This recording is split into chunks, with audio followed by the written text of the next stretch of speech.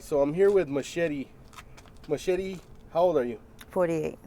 Are you originally from Arizona? No. Well, yes, from Phoenix, I guess. I grew up here Yeah. since 9 years old, yeah. Before that, where were you from? California. California. What part of Cali? Linwood. Linwood, California. Linwood, California, yeah. The ghetto. So what brought you out here? That. My parents wanted a better future for me, and they thought that California was pretty bad, so they wanted a quiet place to grow up, and this was it. So back in Linwood, it was ghetto. It was beyond ghetto. It was dangerous. There was not any hopes and dreams for anything good coming out of that. So yeah, it was bad. It was bad as when everybody started boarding up their doors, the stores were being broken into, all that stuff, the rioting, everything was getting bad, really Oh, bad. so that was during the LA Yeah, riots. the LA During that riots. time. Yeah, it was really, really bad. And then, crack hit, and it was just, you see ladies with diapers full with crack, carrying their babies at nighttime, selling their dope and stuff. It was really bad. Yeah, man. I could second that though, because I've lived out there in Linwood, man, and I know it's pretty bad out there. I don't know how it is now, but back in the days it used to be bad. Yeah. So, what's your current situation right now? Right now, Are you homeless? I'm homeless. You're homeless? Yes, I'm homeless. I live right here by a convenience store. Yeah. This is my neighborhood where I actually grew up at, so I never really left. I just stayed around. Now that I'm homeless, I'm actually on the streets, on the street that I grew up. And we just kind of survive by cleaning up the stores, providing protection for the stores, the owners and stuff like that at nighttime, so they don't break into their places and stuff like that, and they help us out as well. That's good. Yeah. So you grew up right here in Maryville? Yeah. Yeah. On 43rd Avenue, yep. And how did you end up homeless? Homeless, I ended up, I was married and I had a domestic violence situation with my husband. He was a military man, and after his fourth tour he came back not right and started abusing me, and I didn't tell. And the one time that they did find out, CPS found out, tried to get me to say something, I didn't. I didn't want to say nothing against him because I didn't feel it was his fault. Something was wrong with him and it wasn't who he really was. But there was so much bruises on me, and it was just all the signs were there. It was obvious that I was getting abused. So it got really bad with CPS to finally he confessed, and they found everything out, and they took my kids away for failure to protect, because I chose to protect him over the safety of my children and being in a house where there's domestic violence. After that, everything just kind of fell out of place with me. Before that, I never did drugs. I never was out here on the streets. I never knew any of this. I was just a good mom, good wife, went to church, raised my kids good, everything. But after that, it was just kind of like a letdown. It broke me. And I ended up here. So, are you currently on any substances? Yeah.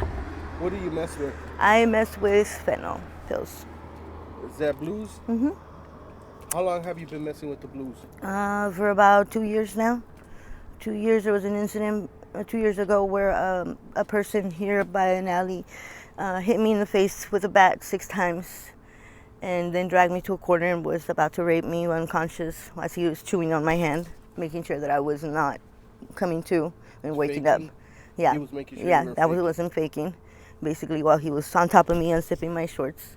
And luckily, the cops drove by at that time and saw that he was on top of a big puddle of blood. And they pulled up against him, and he just got up and ran towards the back. The cops saw a big puddle of blood. It was so bad that they just didn't even stop to help me or nothing. They just wanted to get the guy, basically. They just saw that there was no way I could be alive. But That's I good, did survive. I survived that, and he went to jail. They caught him. And after that, being homeless, I couldn't get any medical assistance. Really, I didn't have the money for any medications anymore. I got my first prescription after that was done, And out here, they basically told me that I could take that for pain, and I did, and I started to take that for pain. And then when I didn't need it anymore, I still continued to use it. Oh, okay, so you ended up addicted because of the prescription. Yeah. Okay. And how did you end up, like, knowing about the blues or hearing about them? Just out here in the street. Like, I would see them before this happened. Yeah. I would see them, we would deal with them, they were all over the place. We'd clean up the foils in the parking lots and stuff, kick out the people that are smoking in the front. I knew about them. I just wasn't interested in nothing like that, Out here you do other things like meth or alcohol or whatever. Never something that's going to put you to sleep or, make you unaware of your surroundings. It's dangerous out here when you're out in the streets. You want to be alert. You don't want to go to sleep because that's when they rob you or rape you or, beat you up or whatever. Yeah. So it defeats the point out here. So I was never interested until then. That's how I heard about them out here. And Machete, how do you make your money to survive out here?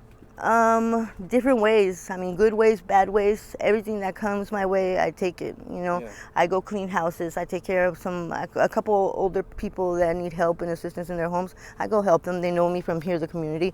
A few stores also know me for a long time, so they let me, go and clean up for them, take out their trash, help around inside the store and stuff like that. Some of them ask me to watch out for their store, and they pay me a certain amount, at nighttime so they don't burglarize and, all that stuff. Things like that. Also, like I said, helping people get their drugs, telling them where it's at, where to go, or even the dealers around here, they pay you so that you can let them know, hey, it's a hot spot, don't go there, or hey, this person's not going to tolerate it, he's calling the cops, you need to go, type of thing, watching out for them. Basically, they pay you every which way. I mean, prostituting was huge here a while back. Yeah. You know what I mean? Now it's not that much, but it's all because everybody's selling blues. Yeah. Everybody's selling the pills, and everybody's making money. If you're not selling them, you're being a middleman. If you're not being a middleman, you're a provider or whatever it is, but somebody's got something to do with pills out here. Do you still have family out here? Yes, I do. Your mom and dad? My mom and dad, yes.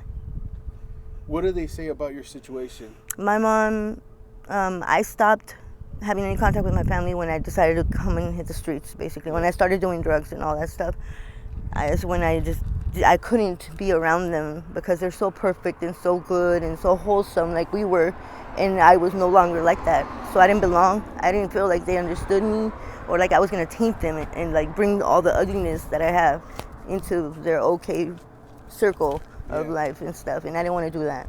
So I stayed away for a long time, and I didn't say nothing. I didn't call. I didn't send letters, nothing. I just disappeared. And all that time, 5 years went by, and they were looking for me until last year. I was at a store, and my sister-in-law recognized me and called my sister and said, "Look, the girl that you guys have in the poster, she's right here." And my sister went to the store at that time, and I came out of the store, and she was right there. She saw me, put my mom on the phone immediately, and my mom was crying. She said they were looking for me. They thought I was dead. They didn't know what had happened. So ever since then, I have contact with my mom. She gave me her phone number. She comes and see me whenever I call her. She doesn't judge me with all this. She doesn't say nothing bad to me. She cries a lot. She says she's just tired of having me hurt so much out here. Yeah. But still, the shame and the guilt, I think, holds me back from fully going, because I could go back home. They've offered plenty of times. She's tried to get me out of here many times. My dad used to come pick me up and take me to my house. And 3 days would go by and I'd run back out. It just wasn't normal anymore. Yeah. Do you have any siblings? Brothers and sisters, yeah. How are they doing? They're doing okay. They're close with my family. They always see my mom every day. They have contact with the whole family all the time. They're doing okay. I mean, they say that they are hurt because of this, because it's kind of like I took something from them. I didn't think I was doing that before. Yeah. Do you have any children? Yes. How many kids do you have? I gave birth to 10 children. 10 kids? Yeah. 2 of them passed away, but the other ones were just fine. How many boys and how many girls? I have 3 girls, and all the rest are boys. So 8 boys. Mm-hmm. Do they know about mom's situation? No. They don't? They don't. They know that I was homeless. Just that I was staying here and there. I couldn't. That I had to leave the house, and there wasn't a home no more. And that's all they knew. But they were already teenagers when it all kind of happened. Yeah. And I basically, when CPS took them, we decided to have them go with grandparents and stuff. So they're with them, and at first I was having visits with them, but then when all this started happening, I just stopped. I just stopped. Now that they're grown adults, my mom has contact with them and says that they miss me and they want to see me. And I have a daughter who was caught looking for me, and I guess she got in trouble with her grandma or something like that, because her grandma didn't want her to be looking online for stuff like that, just it was gonna hurt her again and stuff. So it's hard, but I know one day I'm gonna have to fess up and play some music and have them come and ask me questions. It's something I'm gonna have to do. Okay, Machete. If we have any younger viewers watching this interview and they're thinking about trying blues or G or anything else, what kind of advice would you give them?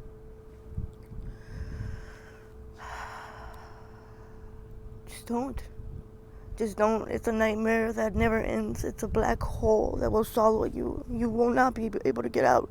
A little bit's not ever enough.